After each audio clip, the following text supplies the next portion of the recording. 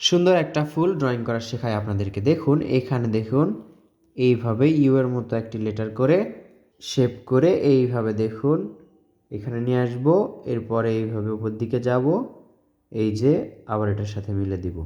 এবার দেখুন পেন্সিল দিয়ে এখান থেকে হালকা করে দাগ দেব, একটা শেপ করে নিব জাস্ট এইভাবে একটা শেপ করে নেওয়ার পর এই তো।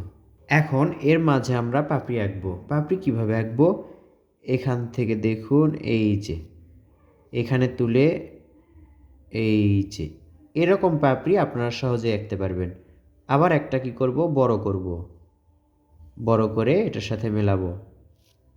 আবার কোনোটা ছোট কোনোটা বড়, এই যে আবার এখানে আরও একটা বড়।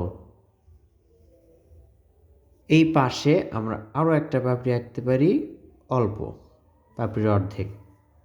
এর ওপরে এই যে দেখতে পাচ্ছেন দাগ বরাবর একটা পাপড়ি, এর ওপরে আরও একটা পাপড়ি, আবার এখানে আরও একটা পাপড়ি। এই পাপড়িগুলোর মাঝে এভাবে আপনি দাগ দিতে পারেন, এটা সুন্দর দেখাবে। এবার দেখুন এখান থেকে এই যে একটু ভাঁজ করে একটা দাগ দিলাম, এই দাগটা এবার ডাবল করব। এই ফুলে এবার রং করলেই দারুণ দেখাবে। দেখুন ফুলের ওপরের অংশে লাল রং করলাম এবং নিচের অংশে গাঢ় সবুজ রং করলাম। দেখতে কিন্তু এখন বেশ দারুণ লাগছে। আপনার কেমন লাগছে তা জানিয়ে দিন।